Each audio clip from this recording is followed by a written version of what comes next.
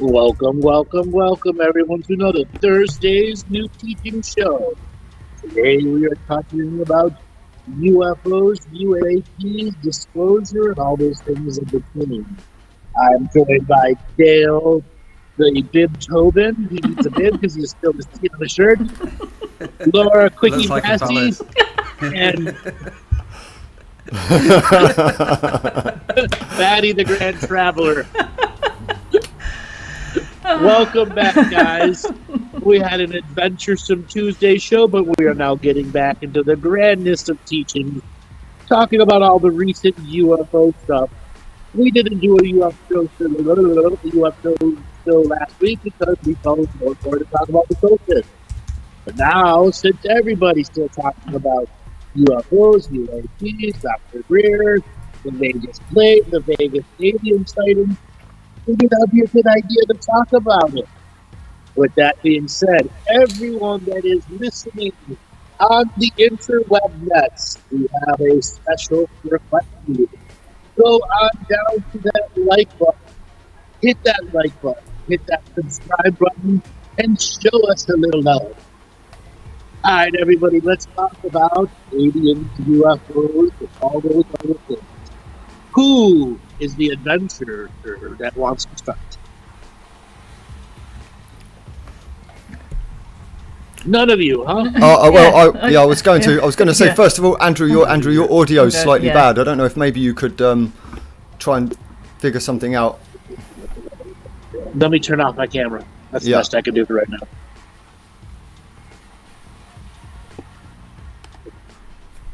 Go ahead. Okay, that sounds much better. So obviously, the first place we want to go is the Nevada UFO, the Las Vegas UFO. Now, you did tell me where these beings had come from, but I couldn't remember. It was something like Octorian, but it was a different name. Uthorian, like Uther.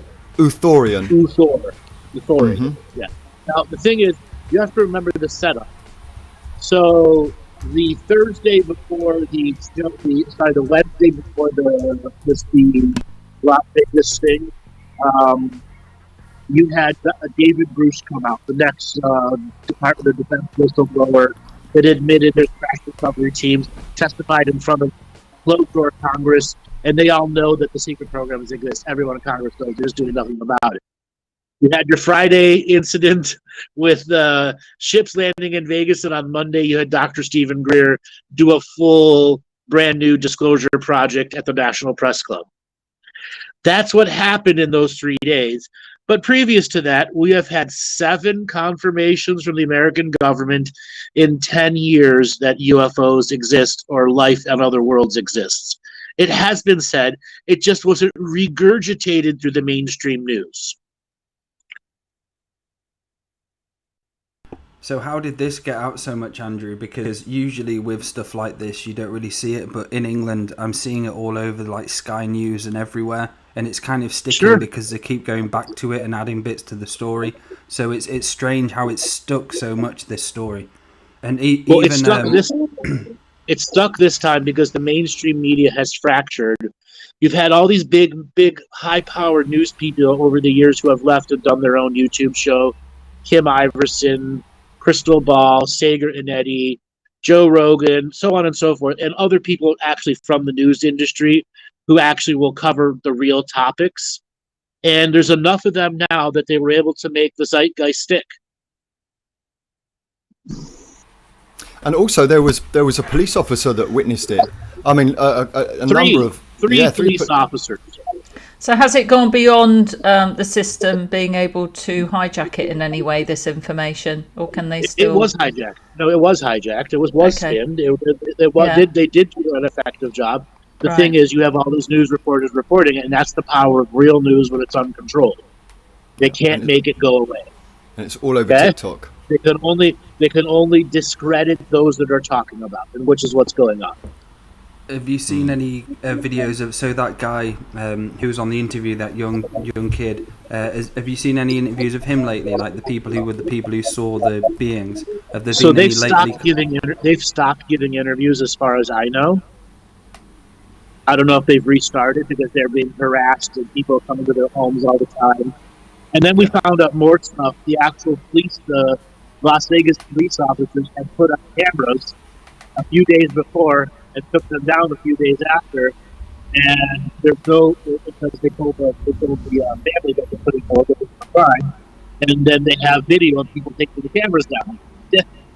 So they have the video. The skip landing in the background. And that's where the men in black, I'm sure they were all having a late night party one day, and their phones were going off, and they just didn't answer it, or they're up taking a crap, and they just didn't get there in time. Yeah, we're not really hearing you properly, Andrew. Yeah. It's got quite choppy now. All right, you go on. Let me see what I can do. I'll figure it out. Hold on. Okay. And for me, as I watched that interview, because it was hilarious, because you see even the policeman say, if you see a UFO, don't ring me. He was like, fuck that, that's not in my pay grade. He was like, well, if you see it again, don't fucking ring me. It's like, you're not dealing with the cops, you're dealing with off-world. Like, who the fuck do you ring then? Yeah. So do you think this one, the Vegas one, has had more coverage than any others up till now? Well, the interesting thing is, Laura, like with most of these UFO videos, they're not clear.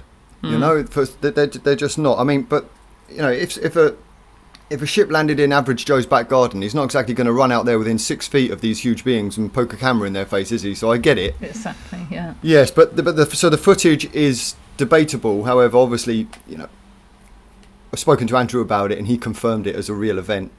I'll let him explain what was actually going on there. But some of the backings that he told me was that these are good guys, Right. and they. I mean, he may say something different, but from what I gathered from the short conversation we had, they basically just landed, came out, got back in, took off to test the responses. Matty, and the defences of the system. The human mind. So that kid who saw it, or someone who sees that, like, what happens to their mind? Say they've not seen anything like that before, and all of a sudden you're just chilling and you go in the back garden as these 10-foot fucking blue beings or something like. We had a pistol in his hand. Yes. Yeah, he had a handgun, and yeah, I think I may be tempted, if I had one, to do the same thing. Just make sure you're peaceful first. Brave of them to do that, though. Yeah, I suppose that is maybe that's just a reaction, isn't it? Well, the thing is, you know, it wasn't like I've come across them, you know, and they're very secretive about the things they do, but these guys shot across the sky in a blue blue streak, came down and just landed in somebody's property, walked around and then took off again. And it's just an incredible thing to happen. How spot on that cop camera was on that Pacific time when it was coming down. It was in front of him. Like, the synchronicity of that was incredible.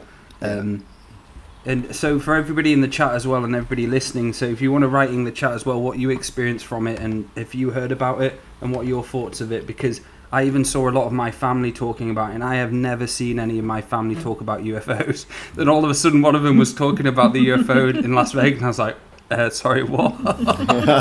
So it's got out quite far, probably one of the furthest stories which I've seen go out in the news and hearing from family members and so on. Yes, that sort of makes it more acceptable in some ways, doesn't it? Do you think people are finding it more acceptable? Yeah, I think that's so. it. Because it's the human brain, isn't it? And when I think it's like, how can you get your brain ready for something like that when you're so programmed for so long? It's kind of like you have to bring things in subtly to someone, like stories, or there maybe are UFOs.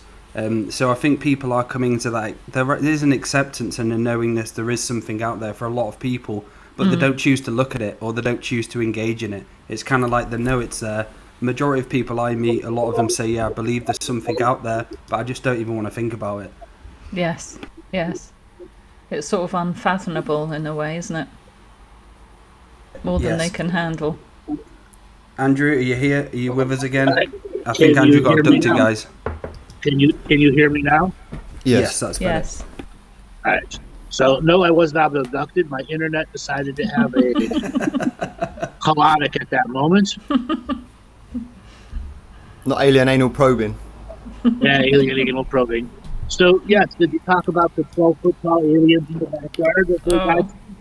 Yeah, so I just basically talked about the fact you said that they were the good guys, and they just landed, came out, and then took off again.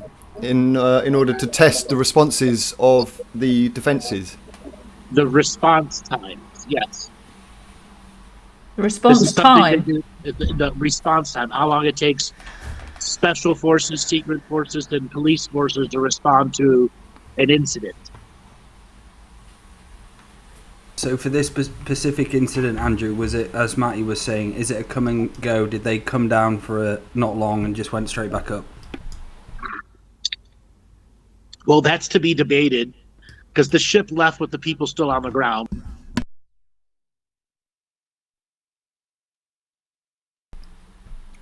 You're muted. Oh, he's gone again. There we go, we lost him again. Those god darn aliens. No, it's my stupid phone. Let me come out and come back in on another device. Okay. I'll come back.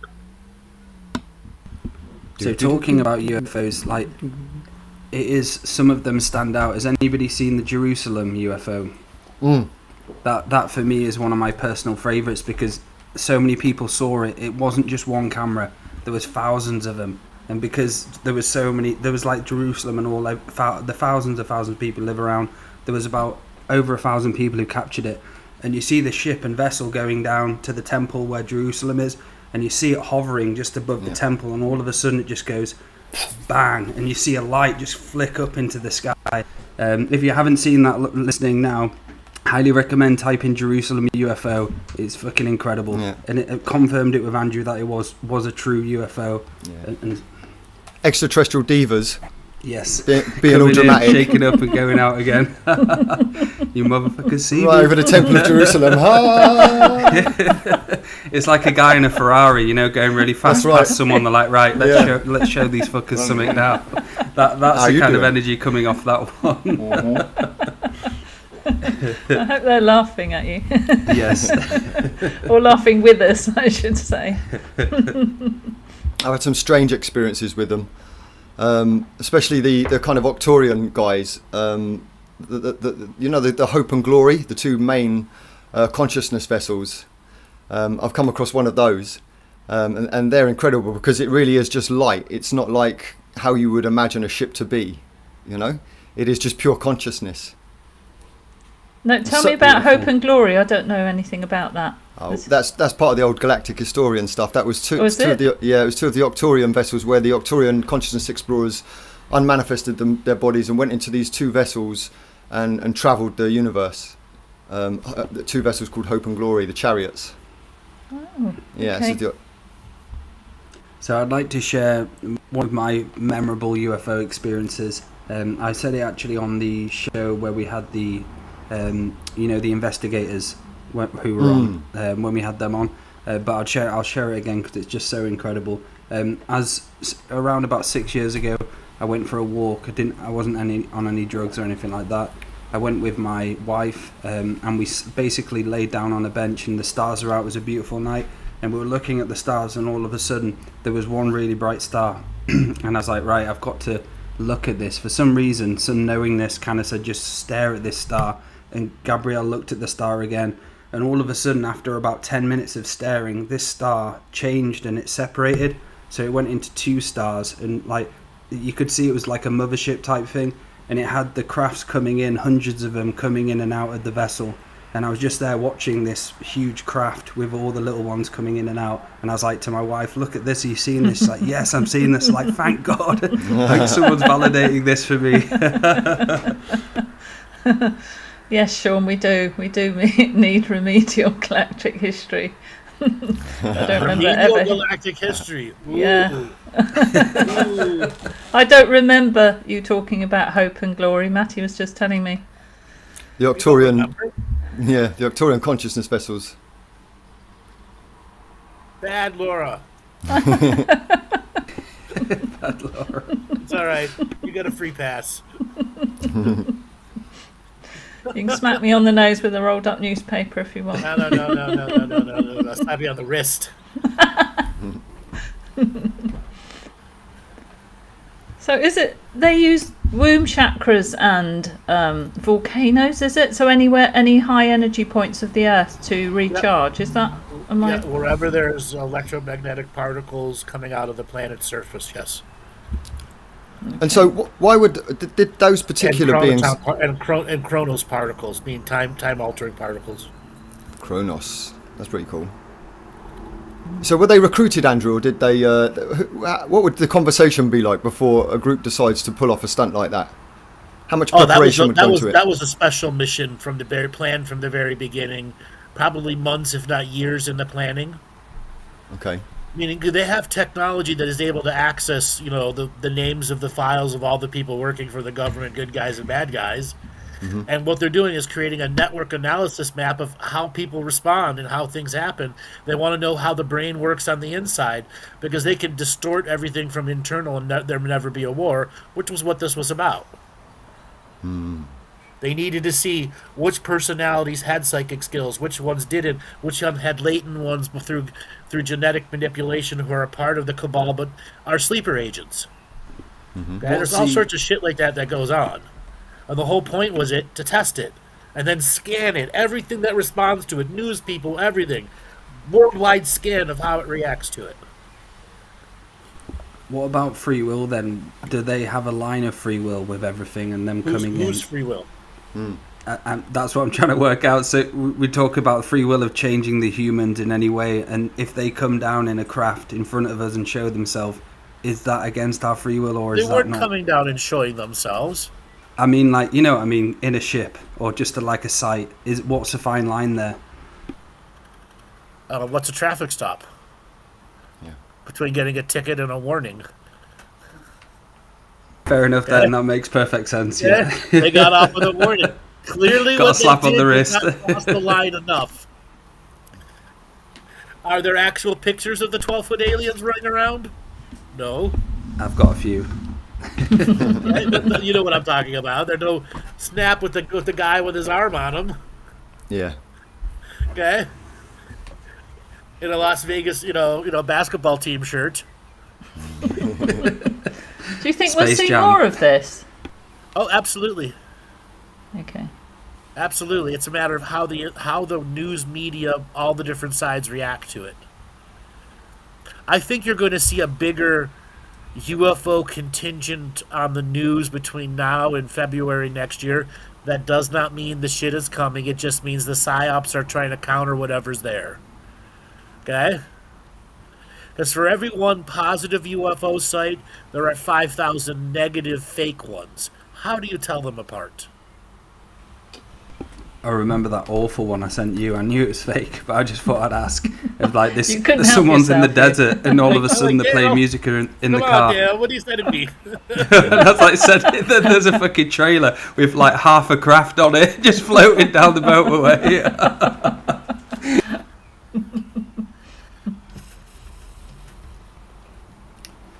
So Kimberly's asking if they're parked up there. She feels like they're always hanging round. Oh yeah, at any given moment, there's 100,000 ships in our skies. Yeah. But they're all invisible. We're unable to see them because they don't operate on the same layer of perspective we do. They don't need cloaking devices like all the other ones. They operate on their own layer. Okay, that's the way the world works. The universe is layered. Yeah. So wouldn't necessarily be something like cloud ships that we talk about. There are cloud ships right now. Okay. But are they physical cloud ships? No, they're ethereal. Okay. Meaning you couldn't touch it, your hand would pass through it. But we see them as if they were clouds. We see them as clouds. Mm-hmm. Okay. And anything that's on the ethereal plane can be in that cloud ship.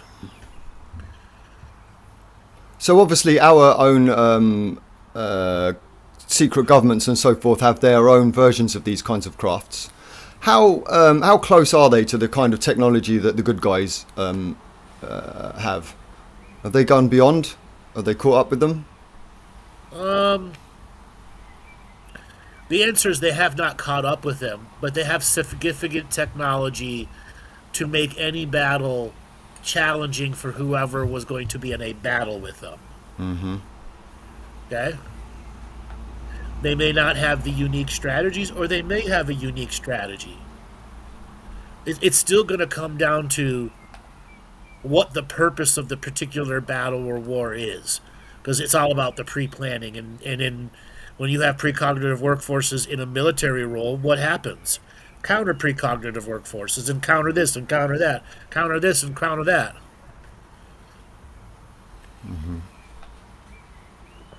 Because I remember you saying, you know, the one before, which was shot down, you were saying that that weaponry their government had was off-world weaponry to get them taken out.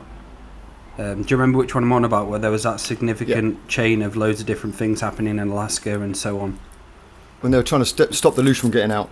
Yes, that was it. Yeah. Yeah, but there was also a volcano that was erupting in northern Alaska that was going to destroy a very ancient pyramid, which it ended up doing. And there was a really big multi-dimensional battle around that. Wow. Nugget, golden. So I've experienced, Andrew, numerous times of when extraterrestrials use forms of technology to affect our consciousness, be it like a fog they'll shrink the ships and then make a fog and come down as like a little ball of light, or just pure mind technologies. So how much actual action is going on at any given time? I mean, I'm reminded of that Jupiter Ascending movie where they smash up the city and then put it back together and change everybody's memory. Is a lot of that going on all the time? Could they do that? The external guys, yes. The internal negatives, that's not their goal. They want us to be a battery that charges their wealth over extended periods of time. We are already what they wanted us to become. Okay? They just need to keep improving on us so we don't degrade or evolve past their programming. So when you twist the question around, they've already got it. Now, what could the off-worlders do to fix things? If everyone was in free world agreements, the world's woes, pollution can be taken care of in days, not months or years. The major pollution problems. The major health and illness problems can be taken care of worldwide, days instead of years. Everybody's individually. Now, when it comes to the more severe things like Yucca Mountain, where they take all the nuclear waste and put it away there, and they've been doing it for 30 years, that's a little bit more long-term cleanup.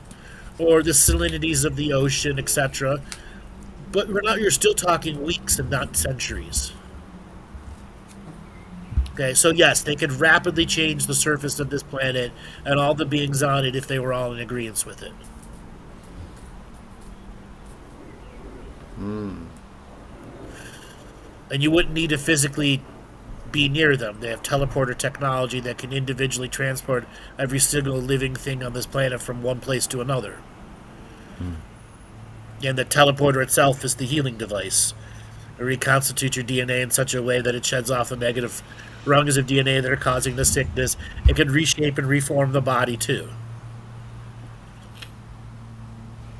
So in my really heady light worker days, and I used to read stuff about Area 51 and how they captured vast numbers of humans and do stuff to them under the ground. How true is that? How true is it that these experiments? 50% true. Okay, so as I've talked about how many people have been taken off-world, billions of people have been taken off-world since the 1940s, since post-paperclip. Well, where did they go? They filled out the 3,200 bases they have spread throughout the multiverse. They have operational units and ships in all these different places. Some are acting as good guys, some are acting as explorers, some are acting as defense agents, some are pirates, so on and so forth. Okay? But ultimately, the people here, they don't see anything, but what's going on at any given time is the bigger question. Lots is going on. The subsurface world, the surface world, the astral world. But it's just daily operations. And daily operations are so uniquely controlled through technological and non-technological means, it's easy to keep a separation between the two realities. Or the many realities between this one and the others. That's what always gets me, Andrew, because sometimes I'll see the ships where they're flying slow from their perspective, but it's slow enough that you can just catch a glimpse. You know what I mean? It's like shoo. Yes. And I see those all the time, and And it makes me, just think we've got all that going on in the internals of the planet, all of the stuff that's going on that's phased out all around, and then all of the commerce that's going on, and just this little layer of humans who believe the whole universe is one particular way. It's quite astonishing, really, when you think about it. Yeah, but that's And the all that's nature of the just- farm. Yeah. Think of the toroidal field where you've got all the lines coming out between the donut. Wherever you see an active toroidal field line, there's hundreds of ships inside that line.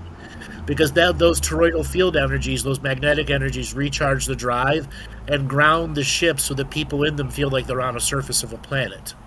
Accessing those energies are vital for all sorts of life forms' continuing existences. And that's why at any given time there's hundreds of thousands of ships in the air. Okay? Why is it that some are much more communicative? Like, is it the Galactic? Because that's their mission. That's Right. their mission. There are entire ships of hundreds of thousands of individuals who've been tasked with individual psychic connection with individuals on the planet, bypassing the government, making first contact to people like you and me and Joe and Jane and Jim down the street, and see what you can do to stoke up a friendship and not fear. So the Galactic Federation of Light is one of those then. Yes. Well, Okay. let's just, the GFL's been bastardized in here. Let's just call it good guys, organizations, whatever you want. Okay, is there a Lord Ashtar then? I'm going back to my light worker days again. A what? A Lord Ashtar. Doesn't go by that name. No. Doesn't No. go by that name. Oh, okay. When I was reading it. Sure, is. but Okay. Okay. there's a guy Okay. named Ashtar. Yeah. Who's not a That's lord. it. Yeah. Yeah. Lord. Oh Lord. And you've got to remember they have lots and lots of different names. Right. Yeah. How many? Yeah. Is Once there many again, Stargates around? That's a strictly conspiratorial creation in this reality that has bled over into the other reality, and players in the other reality are playing that role as characters in the play. Okay. Yeah. Because So there was a salad. position made for them, so they filled it. Chopping loads of Yes, salad that was to the the right Galactics. thing for them to do. Yeah. Think of how many people know Ashtar through the conspiracy world. Yes, Like- it's twisted like me. energy, but any of those that are able to get away from the twisted back to the natural living, it won't be about what the being's individual name is it? No. No, not at What all. are all those blinking lights? Oh, that's your sun going through. I'm like, you got UFOs to your left. So, Andrew, My own group. in the 1970s on British TV, on one of the local TV areas, Yeah. Yep. the Astro ITV. Command, the Astro Yeah. Command came in and gave a message. Was that a Yeah. genuine? I That got the was feeling real. it was genuine. That was Yeah, I 100% thought so. real. And, Yeah. and it's happened more than once. It also happened in Louisiana and Cincinnati in the mid 80s. And then one time during a baseball game, I think it was a Chicago baseball game. Yeah. Yeah. So yes, Awesome. it does happen. Is there many Stargates around then, Andrew, around this planet? Because I remember There are you more saying a bit. stargates than pebbles on the ground. Okay. So I remember, I've just got deja vu when you talked about Ibiza being a massive play for Stargate. So that you're saying that's pretty much everywhere. Well, this whole world is a micro and macro stargate. Yeah, yeah, The cool. whole point of a seventh dimensional seed plan is create shit here and send it other places. So, So, yes. these kind of these routes that they're using, like these smuggling routes and these routes that they're using, whatever format they come in, would these be some of these be actually hijacked technology of the Earth from its Yes, original and purpose? Others are navigational means to go in between the layers of the uniworld to not be detected. So you're not on one layer and not on another layer. You're in between layers or in a null layer. And if you I think sounds like Astro Command's got him again. Andrew's gone into a non-layer. Yes. He's gone to the Lord's vessel. Lord Ashtray. Oh, that's right. I love that. The guy I just Somebody put that up, responded to didn't they? Max. Oh, Max, That's yeah. made me giggle. Thank you for that. Lord Ashtray. yes, Lord Ashtray. I like Sean's comment as well. I'm Lord yes. Ashtar, so's my wife. Yeah, sure. Oh, hold on. Where's that other good question? What's the relationship of CERN in the context of the topic? Thank you, Paulok. CERN. It is a way to make the layers not work that they don't want to work. It is a multidimensional communication and defense and offensive system. And it is a thing they've been perfecting on many worlds that are going through domination and control, because it can aid the many techniques of surface manipulation and keeping people in the dark of how the reality actually works. CERN, not good. CERN, bad. Yeah. That's why a weasel fucking cracked it and took it down for 8 months. Yeah, weasel magic. Weasel magic. Yes. What did we name him? Phil the Weasel? We named him on one of the shows. Oh, yes. So, Andrew, I have a more complex question. Okay. I So have a complex answer. good. So, as galactic and universal citizens and shamans, we have the ability to travel out into space. Now, when we're out there, we actually can affect I want to say the word physical, but you can correct me, it's obviously the only terminology I have, but the actual reality that these extraterrestrials and so forth exist in, or a part or one of the realities they exist in. Can you explain the mechanics of that? Because these guys, they're not just flying around in ships in physical bodies and that's all you have. There's so much complexity to the universe itself and how beings travel and coexist within it. So, depending on the type of transitional motion drives that they have, or kinetic or dimensional transition drives, or teleportation, there's many different ways to travel the multiverse. But if you have a ship that's physical and turns into energy, it can surf the many layers and not be detected on any of them. So, to answer your question, does what they do affect other realities and as us? The answer is yes. Like, if we were to use, in a metaphor, I'm just deciding to go Super Saiyan power up as I'm leaving the planet. Will I affect things? Yes, because I have abused the power to show off through ego my Super Saiyan special abilities coming on, and that will bleed over into other realities.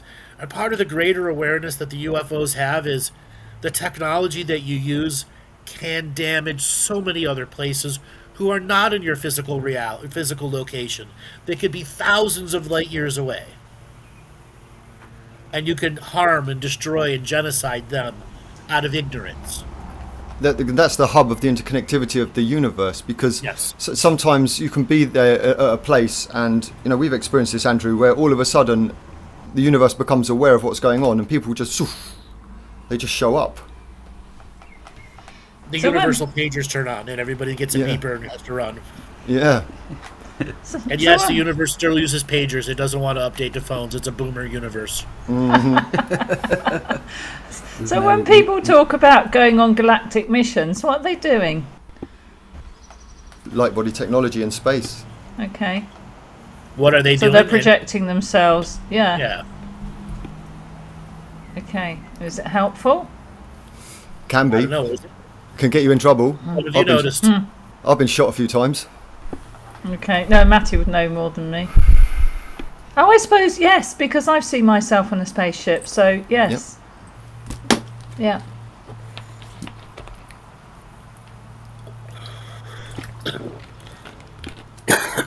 Like Inception. Good idea. Good way of describing it. It's a really good movie.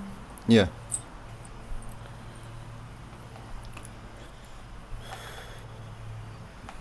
So, We're all looking at the chat for questions because we got a bit. Let's turn to the chat room. It seems we have a lot of experiencers there. Yes.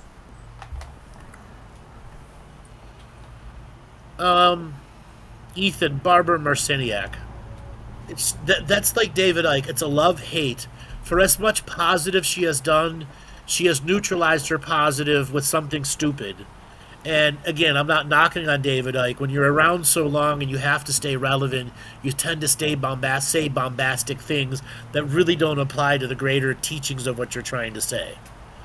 And everyone out there goes through that as you're trying to stay relevant through the different generations of material. Did David Icke screw the world by lizard people are everywhere? Yes, he did. Mm-hmm. Think of how many people are terrified of the lizard people that are everywhere. Mm-hmm. Okay? When it's in fact a tiny, tiny, tiny percentage of people on the surface are lizards. Mm-hmm. It's not a free-for-all feeding service here, like they want you to think. So what about things like cloning technology and that then, Andrew? Because have you seen that video in the Russian nightclub where the lights go off, the power goes off, and some of the people on the dance floor, their eyes are glowing? And then it comes back on again. That's fake, is it really? That's fake. That's fake. Some good anytime you afterwards. see glowing eyes, that technology's been around since, let's see. Remember Xena, Warrior Princess? Yeah. That's where it was debuted on, the glowing eye technology for movies. Right. Yeah, that's how far it's advanced too. And you can actually get contacts that when light shines on them, they glow. Mm-hmm. Okay? Have you seen the picture of Kennedy with the aliens? That makes me laugh. Where he sat down and I haven't seen that one. It's so funny. There's just some greys next to him and everyone's like, this is real. It's like, no, it's fucking not. So there was a famous one that was, what was his name now? Was it Thor? It's supposed to be from Venus. Valiant Thor? Valiant Thor, yeah. What about that particular story? Real as fuck. Yeah, I thought so. So real, he scared everybody so terribly bad. Today there are ripples of fear of the power that he held back on of all the shit that they did to him. Okay? Nothing affected him. He still wouldn't talk to everyone he needed to talk to, and then walked out of the cell and disappeared when he was ready. Yeah. Because he was seated in the government buildings with the politicians and the military met people. Everyone on a human level, yeah. That was his point of coming here. And there was nothing they could do. To talk to each individual person and gauge where the individual leaders are, because they already know the population is ready, the leadership isn't. Yes. And now they need to get the leadership to give power back to the population so there's no mass kill-offs. Yes. The leadership is holding us hostage. They got the gun to our heads. And the aliens are the hostage negotiators. Can I ask a question about presidents, Andrew? How much information do they get about UFOs? Say that again. You know, so when a president when someone becomes a president of the United States, how much information do they get about extraterrestrials? Because there's so virtually much. Nothing. Okay. Put it this way: Kennedy was the last one that was even semi-read in, and Reagan was only read in a little bit. Makes sense. Okay. No president since basically Kennedy has had any full form of read-in, and Kennedy didn't have a full read-in, and only Reagan had a partial read-in. So no, they don't get a choice whatsoever. They'll I'm sorry, get a trip on the galactic ships. You're president now. Come with me. We'll show you the ships. Oh, this is an interesting. I'm sorry, Eisenhower would be the last one fully read in. Okay. Ah. Yeah. This is an interesting question from Ethan. Andrew, if you were the fourth man on the Apollo moon mission, what would you share in what actually happened in your tell-all book? That post-mission media conference was awkward. Well, assuming they weren't going to kill me for what I said, yeah, and I wasn't going to die on stage, and I actually got a chance to actually say what I was going to say, great, we were up there. Everything you saw was fake, filmed down here, but we were up there. What we saw up there were giant structures and tens of thousands of living beings there. They came out to look at us going, why the fuck are you here? Okay? And then there being a moment where we drew our guns to think we were defending ourselves when we weren't defending ourselves because they were inside our heads. It was all telepathic communication. We got off our ship, got in our little rover thing, and drove around for a while. My God, this place is a junkyard. There's shit everywhere. Crashed ships, crushed buildings, living beings everywhere. Oh, wait. It's not actually a moon. Oh, wait. It is deep. It's hollow. Oh, shit. It's an actual ship. That's what I'd say.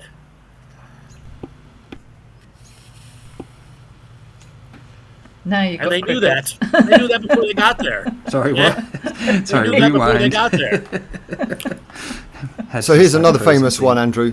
There was all this information going around about a big craft that was seen in space, and there was videos of them approaching it. Actually, no, it was on the moon, wasn't it? It was like a crashed craft on the moon, and they approached it, and there was a woman in there that looked kind of Mongolian type.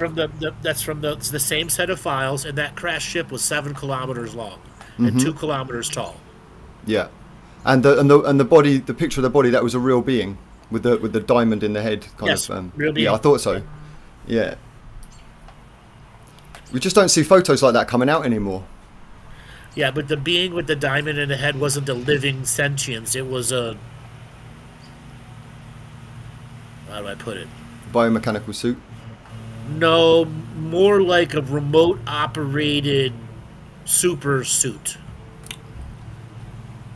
Like, think of Guardians of the Galaxy, those repair pods things that they had, that they chased around in, but put it into a body and put a crystal in the head, and the crystal allows them to cyclically manipulate and control thousands of other biological entities that are all programmable biological entities. It's like a robot interface control master repair and defense offense system. Mm-hmm. Yeah. And how many beings would operate a system like that? Oh, one of those bots could have 50, 60, 100 consciousnesses in it because it was a hub. Mm-hmm. Okay? It was a hub. So is there one civilization on the moon or many civilizations? Hundreds, thousands. At It's different there are layers? tens of thousands, just like there are tens of thousands of species on the hollow Earth. Right. There are same amount up there. Think of it this way. If we call Hollow Earth, one of the Hollow Earth cities, the New York of the underworld, one's the Paris, well, one's got to be the bumfuck nowhere, right? Yeah. And the moon is the sticks, the country. Yeah. Okay? What you Is doing it around here, surrounded boy? by military factions? Yeah. So it would be like living next to a military base in a militarized zone. Okay? Not everyone wants to live on the surface. There are plenty of beings who are like, yeah, eternal night, great. Love it. So I know you said that it was like a United Nations type scenario that's going on there. So who upholds the rules?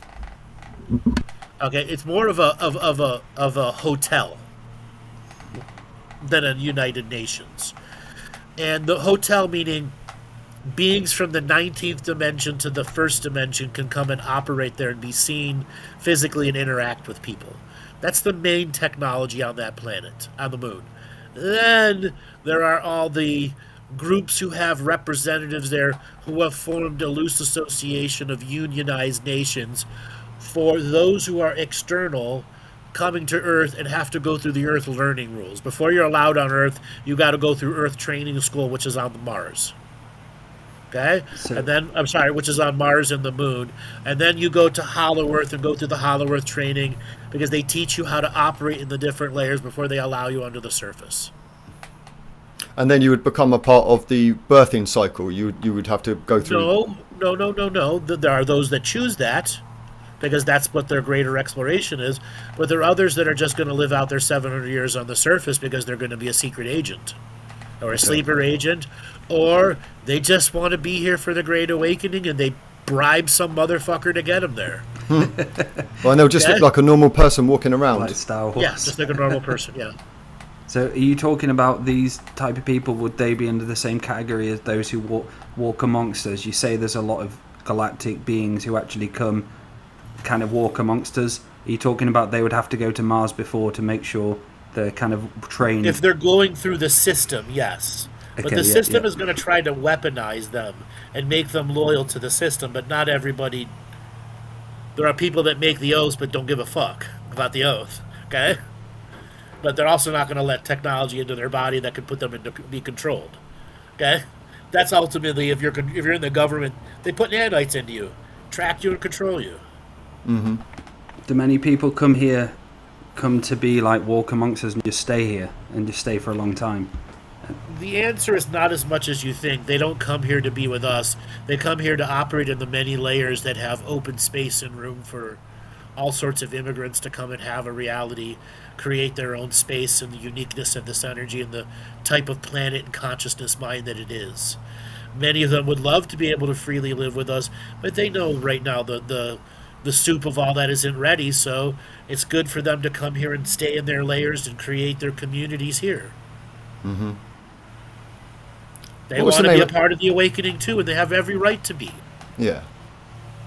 What was the name of that village, Andrew, where that was supposedly all inhabited in America by extraterrestrials, and then something happened on that village? It supposedly burnt down, but it was just perfectly, all the buildings, no trees or anything was damaged. Do you know the one I mean? It's got a funny name. Oh. Okay, I'll see if I can find it. Talking about Essex. Essex. So we could have a light body aspect of ourselves actually on a spaceship. Yes. And how many people is that? Like everybody on Earth has the potential to do that. Is it? Our legacy is to be multidimensional, multifunctional photonic beings of light who can operate on thousands of layers of reality that do not compete with the master consciousness's normal experiences. So yes, we will inherit the capacity to be in thousands of places as at once, and for our mind to not be cogged down or in control of one or more than the other. It'll be a natural part of our growth of multidimensional legacy. So it's a free choice whether we do that or not at the soul level. Sure, you got to learn it and practice it and enforce it in this reality. Right, That's why that daily practice of raising one frequency is so vitally important. There comes a certain level where you get the critical energy mass tipping point where the practice has elevated you into the capacity to see the many layers of the uniworld. Mm. The rest is what do you do with the information? Which means you could also be on more than one light ship. Sure, we have thousands if you want. Yeah. Are you referring to Paradise, California? That's what the chat room was saying. Yeah, that's right. Can I ask you? You know, is it Stephen Greer? Is that his name? The Syrian Disclosure Project. Yeah. What? So, do you know that one? That small little being. He always the serious showed, being. Yes. Yeah. Can you talk about what type of being is that? Is that like the mechanical skin suit type being? No, that's a real being. Okay. It's a Sirius Beta being. Wow. There's more there. Sirius doesn't have one body type. It's not required. So you could have things that have 9 arms to 2 arms to no arms to vertebrates and invertebrates, but they're all Syrians because they collect at a consciousness level. So that's a Syrian beta. But that also being has also gone through tremendous genetic manipulation. Okay?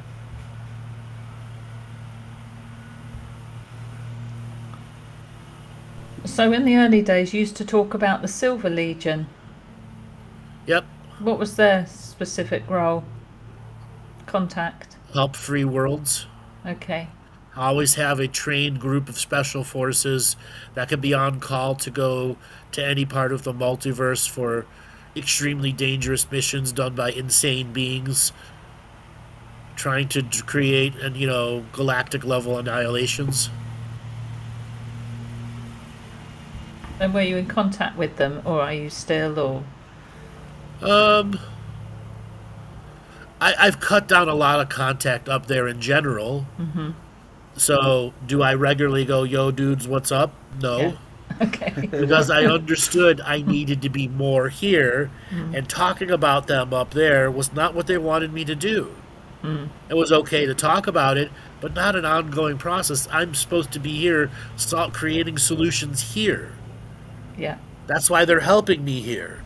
And that's why I had to go through that grander journey. All right, they want me here. I've known that for the whole time, but I'm having fun up there. And they're like, have fun a different way. Oh, wait. I'm an unlimited being. I can have fun any way I want. It's not the temper tantrum. I want to talk to the Silver Legion, and I want to go on missions. No, missions fuck you up in this reality. And anyone that's on this, I'm going to go do a mission, I'm going to go free the Pope, clear the energies of the Vatican, you're fucking morons.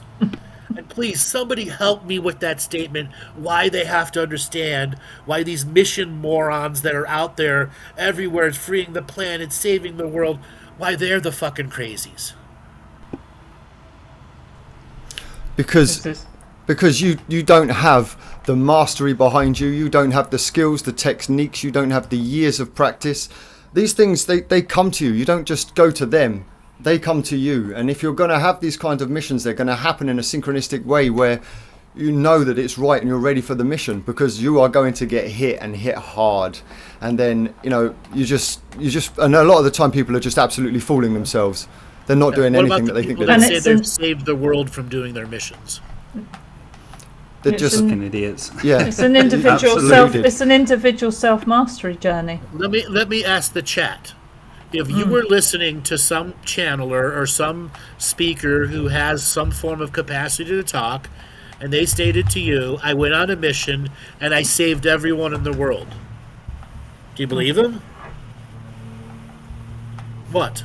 So chat room, please try to answer that. Dale, what would you deal if you had a session with a person that would tell you that?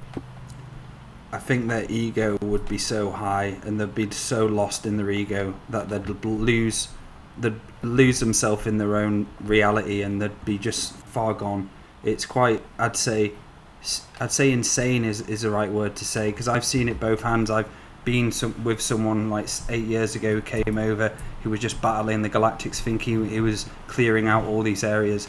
It's just insanely stupid, and that's not what they want. And like yesterday, as Andrew said, that I had the deja vu in my ceremony yesterday, because I was speaking to the grandmothers, and as I was saying about maybe doing some message for more of the collective stuff, they said, we don't want that. They aren't ready for that. We don't want to step on their journey. Only for the people who are ready. Don't do that. So I was like, there was a part of me in my little light worker side, but it's about taming that in. But for stupid, I think the right word, insane for me. Yeah, because we're here to anchor the light on Earth, not to be off it and doing other things. We're here to work with the natural frequencies. And so many of these people believe that just because they're interested in spirituality, they're absolutely untouchable. That is absolute bullshit. And there's so many people out there that just get into spirituality, have a slight idea of what it's about, and they think that they're Jesus Christ and they can't be affected by anything. Well, you're at the bottom of the feeding chain. Trust me. Yeah, you're the shrimp to be fed on by the whales of the planet. Okay. Your micros. Now let's go into another thing: the psychology of people who live by the mission, die by the mission. Because Laura, you asked about Silver Legion. What I learned about talking about it is it sent people to do missions who were never ready. And my longer term conversations with them, Warriors of Twilight, and a bunch of others was, you personally have your experience, have your fun with it. Don't regurgitate it here unless there are some unique people who are ready. And so we've already contacted them, and it'll just be part of a unique activation energy. Okay? So what about those missioneers? They base their whole life about doing missions. Well, the one thing that I see in all of them, and this doesn't even have to be spirituality, this could be eco-warriors and the likes, is they just absolutely martyr their own life force for everything and anything that comes into their field of expression or experience. Something that they watch or something that people say. They're just giving off energy without ever creating any of their own. Right. They think they've become the special air service of galactic response.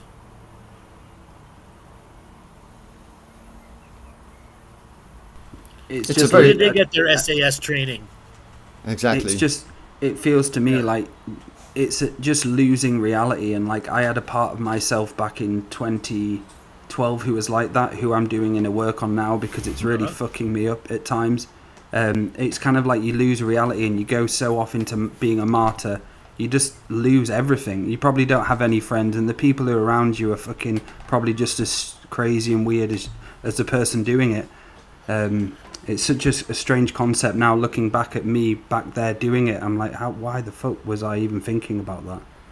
All right, so I have a statement from Kimberly Ann. Are we all here on a mission, quote unquote, question mark? Depends on the context. Sure, but then there comes a point where life is life. Life isn't the mission. When you make it a mission, you've become serious at a different level. It changes the perception of how context is perceived. Okay? And another person is, Andrew, can you define what genuine mission work was? Genuine mission work is you're healing an individual being coming through cancer and helping them going through the recovery of shards. Now, when you start going into the volcanoes and mountains and having experiences with planet Earth, is that a mission? No, you're experiencing your way you communicate to the planet. When you start concluding, I've saved the Earth, who's an infinite being, I've saved billions of people who have their own infinite choice to not allow you to save them, there is where you transition from natural spiritual experiences that are normal and can have great wonders behind them into the ego that says, I did this for you. When in fact it was a stepping on the journey of everyone else. They're not doing it for the experience, they're almost doing it for the notoriety. Right, they're doing it for the fighter ace, mark on the side of the plane. I saved the Earth 5 times. I saved the Earth 9 times during the war. So when I come out of the war, I'll be a war veteran. I kind of like those people who impersonate military during the non-times. That's what these mission people are to me. Mm. They make loads of The vast videos. majority of them have no basics, no real practice, and any real practice that they do is below basics. Which makes them actually even more vulnerable when they do that. Which makes them dangerous tools in the reality that can be turned into weapons on others. Yep. How many crystal shops do you go into, or spiritual stores do you go into when you see a withered-looking being sat behind the desk? Yep. Just giving off this energy that's just not nice. Yeah. Yeah. Been there. I like that, yeah. Maggie, Untempered, Maggie undisciplined. Untempered and undisciplined hero complex. Beautiful statement. Exactly. 5 Well points said. for her. Well done, Maggie. Yeah, well done. Round of applause. Okay,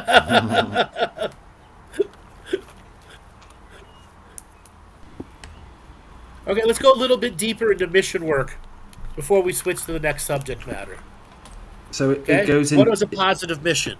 Remember when I took you guys on the tour of the GFL planet, or we went to the Warriors of the Twilight? Mm-hmm. There's an example. Yes, yeah. Okay? It wasn't treading on anyone else's journey. We weren't treading on anyone's journey. And the mission was, I want to experience it.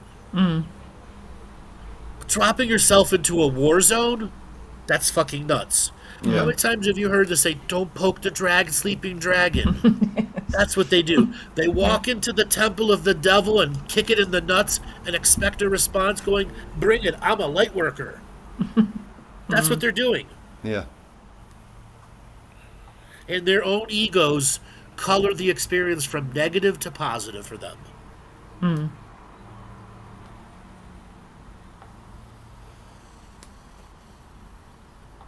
So what are some other positive missions? I want to heal myself. Yeah. I would love to be able to heal my loved one. Maybe I can go on a spiritual journey and help them recover something. Yes, Sean, spiritual jackass. That's another way to put it. Yes. Okay? And the thing is as well, when you what I find positive is when you can translate your humanity. You know, Andrew, that when we have so much of this spiritual stuff going on around us all the time, it's those genuine human moments that mean the most, isn't it? The human experiences, that's what we really feed from.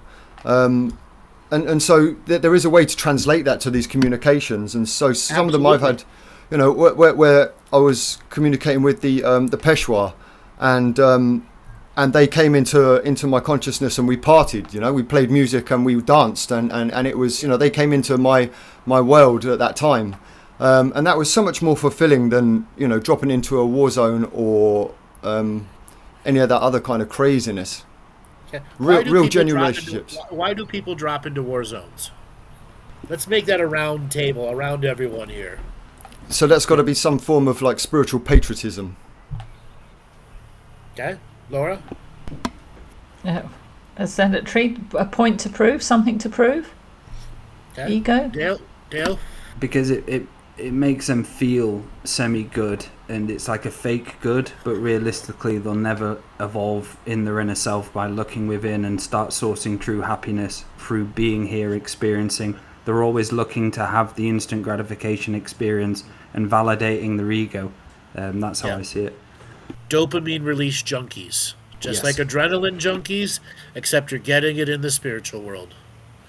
Like those guys that got into a metal submarine and went to 13,000 feet below the ocean with no rescue system whatsoever. You know, only 2 ships in the whole world that can go that deep, and none of them set up to be rescue vehicles. Okay, that adrenaline level rush. Now you get 60-year-old mothers of 4 doing this. You have 20-year-old kids doing this, and many of them end up absolutely mentally disabled with the rest of reality. They are so disconnected from absolutely everything, and the feeding of their own dopamine release. Okay. They truly become miserable beings forever in the adrenaline rush and never going to truly feel the love of the earth on their skin through the sun. Because they'd only feel the love through war. And that's a being as a soul that's been through war too many times, and the main mission of their mission is to not be at war this time. Be a peacekeeper and a peacemaker. Flip the frequency on the programs. Hold the pipe of peace. Okay, Sean, my childhood Toronto shaped me with the Disney delusion of needing to be the big hero. Great. Good words. How do you stop your hero complex? By being humble. Yeah. By being humble. Humble fixes so much. Mm-hmm. My shit stinks just like yours. Okay? I'm flawed just like everyone else. Mm-hmm. I am not perfect. I make mistakes. And you go from there. Humble yourself. Humble without hurting yourself. Because if humbling hurts, that means there was a huge ego in place there. Yeah. Yeah.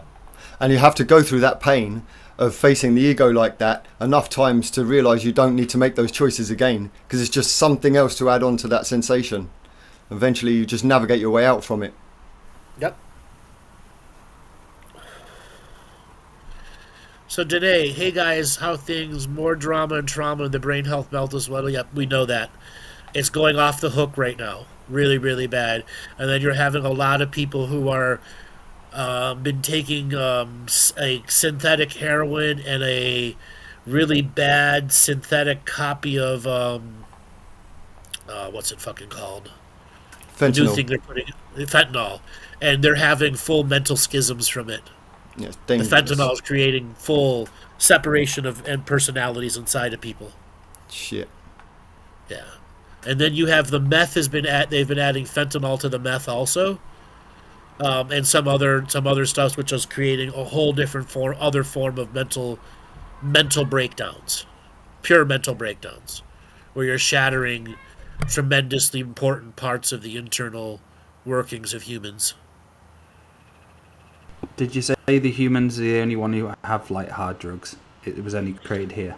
No, there are plenty of other worlds that have hard drugs. It's just we take recreational drugs to a whole different level. Yeah. Okay. We have the recreational drugs without the medicine to fix it. Imagine being able to do all the recreational drugs you want and you fix it all the next day with the medicine you have. There's no consequence to it. I know from experience. Yep. Right. So if there's no consequence and no long-term change to the greater you, is there really going to be an issue with drugs? No, it's a fad that comes every few years and goes. Red cars this year, cocaine for the aliens next year. We're not Finest Colombian. this year. Right, they're straight this year. They're straight edge, okay? Some hookers as well. Yeah. They have hooker worlds. Yeah, Matty's been there many times.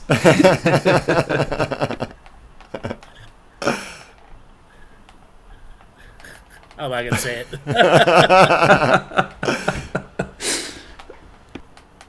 Maddie works in birth control trash deliveries recovery.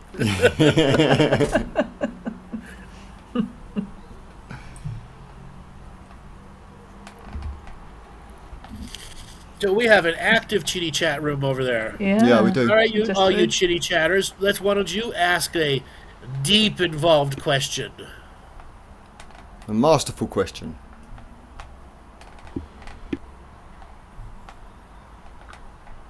Phil Schneider, yes, he was killed for that, yes. But he wasn't the only one that was killed for that, or quite dozens of them were killed for that. The only ones that weren't killed were the ones that had counter blackmail on the system saying, you kill me, I have greater information that will kill everything. Because they don't have to testify in this reality. They can testify in other realities, which can be far more dangerous.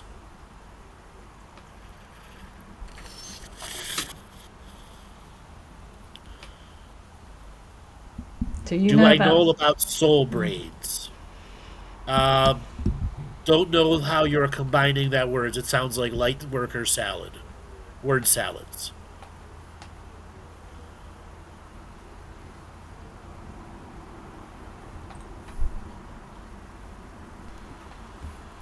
How do we feel about ion magic mushrooms when done in a ceremonial state and not in a recreational state and done on a limited basis with a person who has a daily practice, and then after they do those, they continue the daily practice to try to achieve that state without it? You're absolutely fine to do it a handful of times a year, and there comes a point where you don't need it anymore.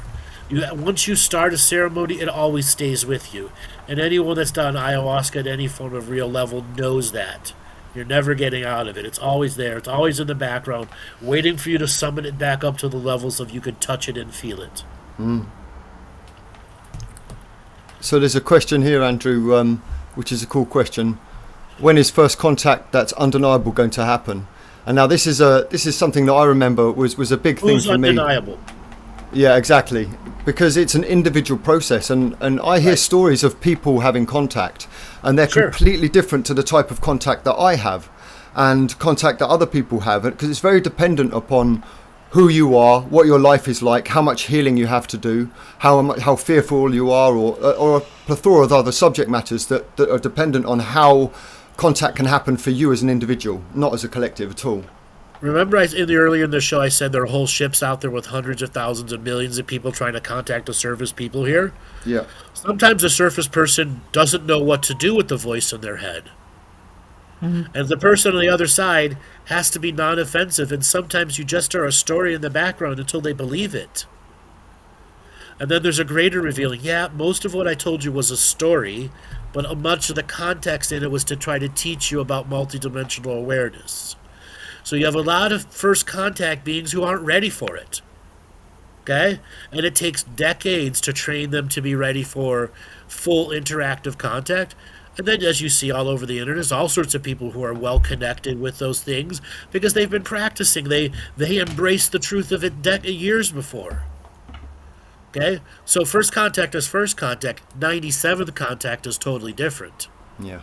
When you've been contacted 9,600 times. Yeah. You're fluid in their world. You're fluent.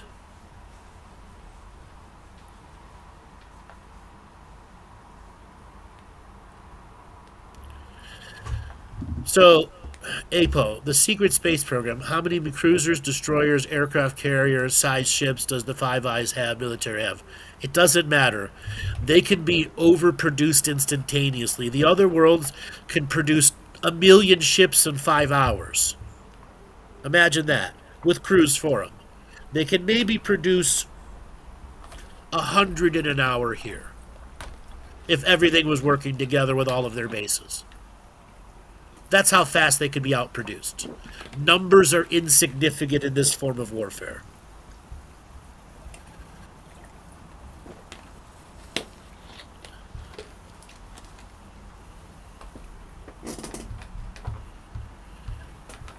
Cricket. Yeah.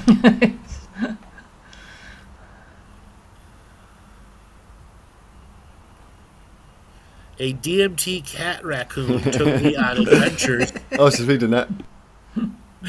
Good.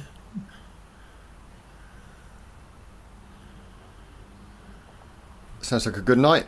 A DMT cat raccoon.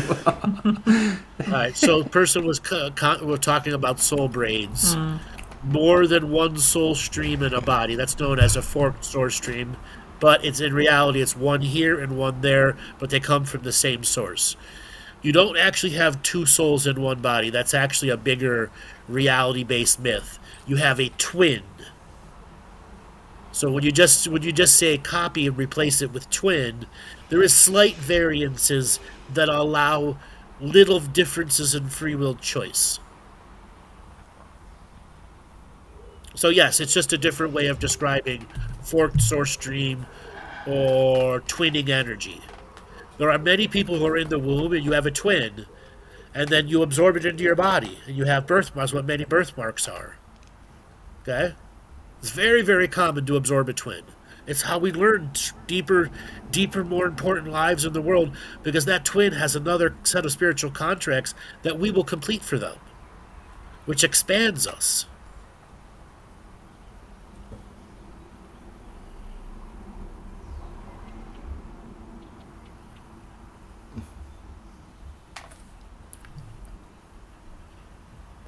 So, no, you're not two-spirited.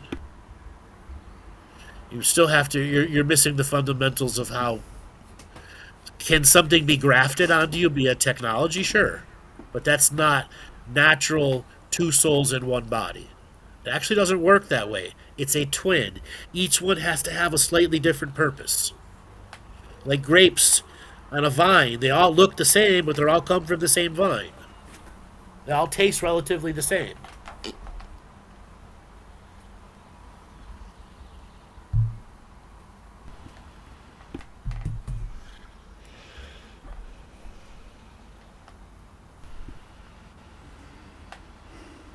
So are there forms of plants or trees on other worlds that can do more than they do here? So that's something that Andrew's talked about quite a bit. There's Yes. we had on one of our shows recently, we had something that was akin to a walking bush. Oh yeah. Yeah. So, plant medicines on this world are highly, highly, highly valued in other worlds. And there are plant medicines on other worlds that are highly valued here. And then there are the combinations of medicines from this world and some of the other healer worlds brought to war worlds to do grander healing medicines. And there's intergalactic alchemy between the different plant species that go on. And then I'm sure everyone's going to ask, what does it take to get a gray high? Okay? Put them in a room full of smoke. Because they absorb it through their skin. Okay?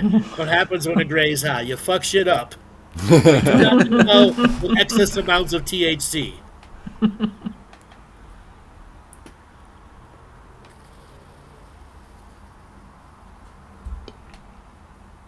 But there are other, compounds which, are harmless to us, like boron. If you were to create a boron bath that wouldn't melt a person, melt a being, that would be their crack cocaine.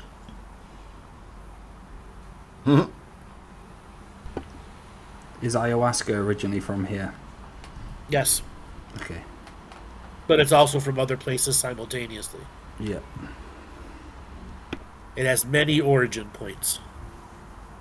So what would be the reason? Let's say you've got an off-world species that are doing some form of ceremonial expression, and they say, do you know what? We want some mushrooms from Mexico on Earth. What would be their reason to particularly choose the Earth? Is it that it's provenance, or is there more They'd to probably it? have a vision that would lead them to Earth and to that actual mushroom plant on the surface or subsurface.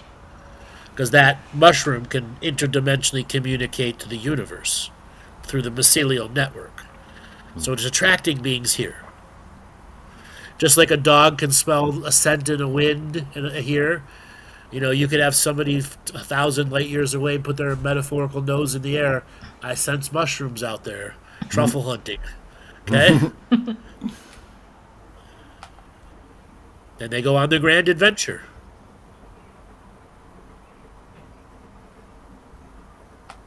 Like the English to Wales every September. Yep.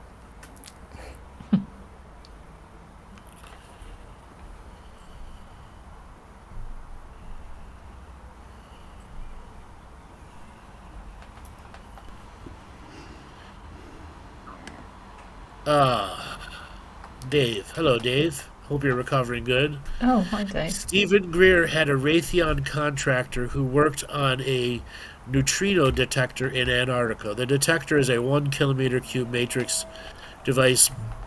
It's bigger than that, actually. It's spread over about 50 kilometers now. And it is a massive traffic control and early warning system all blended into one.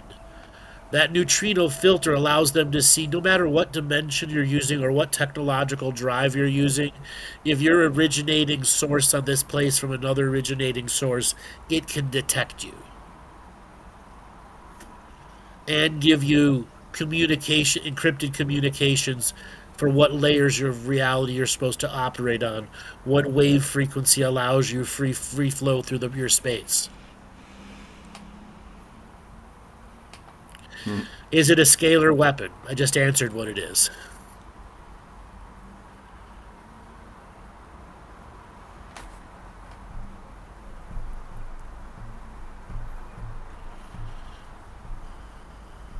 Can it down ships? Yes. It doesn't need to, though. It has other things to control. Its main purpose is to make sure you don't go into the layers you're not supposed to. So all of a sudden people in California look up and go, there's a 7-mile ship above Los Angeles. You know, why didn't it get there? And then it fades out of reality. Okay? That shit has happened many times. The air traffic control system broke down. So does that happen quite frequently then? That they show up, and it's not because they've got some divine intervention going on. It's just because like they fucked up.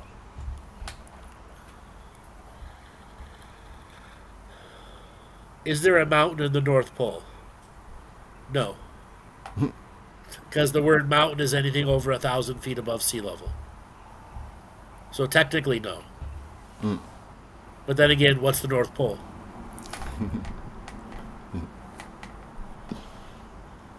I think it was actually referring to the South Pole, where the pyramids, the mountains are just giant pyramids down there.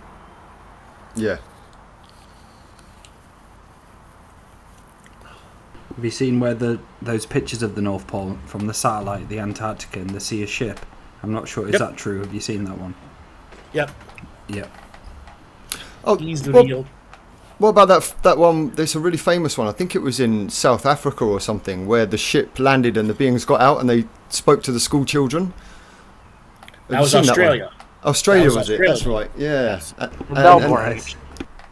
In Melbourne, in 1974, and then it re-happened in 2002, I believe. Different, but it was in a different city. They just landed in a backyard with a bunch of school kids and teachers. Yeah. Playing ball, playing some No, catch. they got out and spoke to them all. They got out and spoke to them all, Dale, and then the children obviously they reported it, and all the children were collaborating together to tell the same story. He saw it too. I've not seen that. I've got a few written down. I'm going to have to check out after this show. Does Andrew know of the Ceres? The what? Seres. I don't know if I'm saying it right. The Ceres. Is it an angelic being? I can only think of the seraphim, but you're just not spelling Don't it right. know. Crowman, what- you have to. That's what I thought. I it sounded might like be a plural. mispronouncing it. You might have to put something else and put it in the chat again. Or it's not spelled.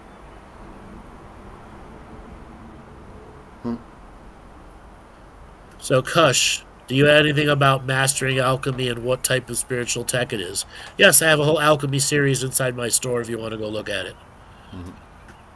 I couldn't possibly answer that all in one statement. It's like 20 hours of coursework on what alchemy is, was, and can be for everybody out there, and how to practice it for yourself. And your body is the tech. Yes. Well, guys, let's talk about what we are going to be going to. We are going to be leaving for Scotland. This time next week, we will not be doing a show. I will be flying to Scotland. Landing there, having a day, and then getting on a bus with everyone. And then after the bus tour, what are we doing, ladies and gentlemen? We're going down to York, near where Dale lives. And we're going to do combined therapies healing day on the 22nd of July. We actually have one space left at the moment for that day, where you can experience craniosacral therapy, a float, a PEMF mat, or a Lucia light. And there'll be back-to-back treatments, and we'll all be there. And then we are looking at doing some other days with a concierge service, which is like a la carte type healing, so we can put together different packages for you. And that will be also in York. So we'll be in York 2 weeks running these. So anybody in the UK who is interested in doing that, please drop me a line, laura2feathers@gmail.com, 2 with the number 2. Yeah, and you absolutely, it's more than just a healing session, because you have all three of us working on you as well.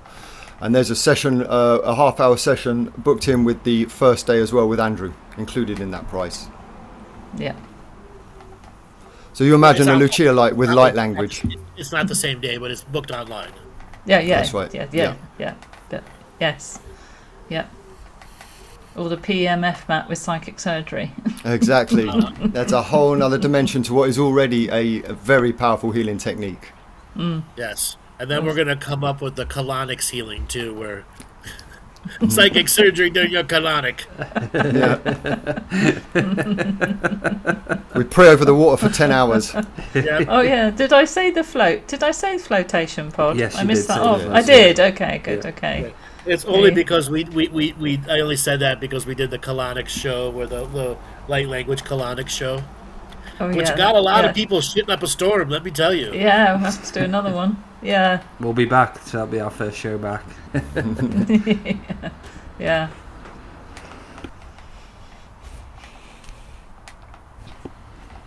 All right. Let's call this an end to the show. Laura, giveaway for people to get a hold of you. Laura2feathers@gmail.com, because Maty's just redoing our website at the moment.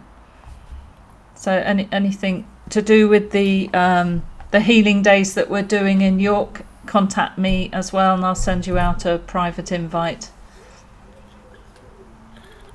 Dale, giveaway for people to get a hold of you. If anybody would like a psychic surgery colonic, go on to daletobin.com and I can offer that to you spiritually.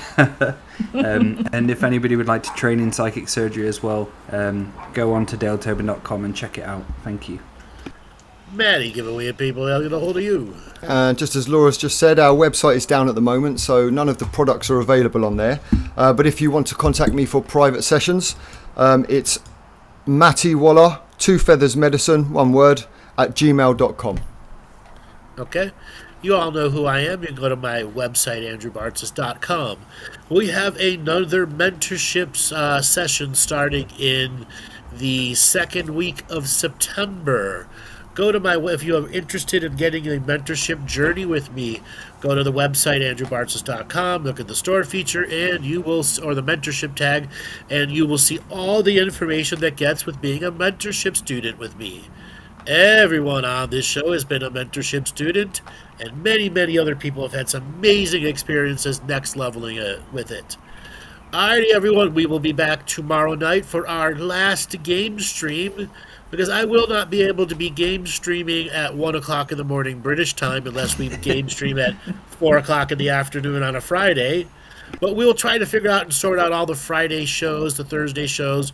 You will only be missing us for 2 Thursday shows, everyone. Don't worry. Joel has prepared some amazing replays. All right, Joel, take us away. Thanks everyone in the chat. Thank you.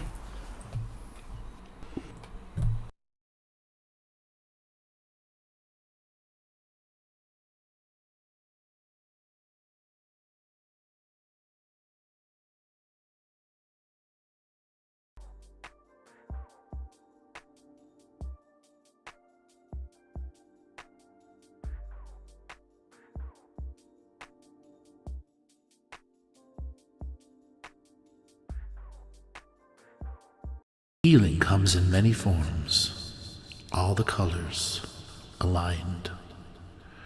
You are free as a dove when you choose, a sovereign state of being. And allow this product to work with the 7 color chakras in our own energy system. Meditations can trigger DNA wisdom and memories in light, out-creating our limited chemical memories. So sit back, relax, as we take you on a journey of light and colour.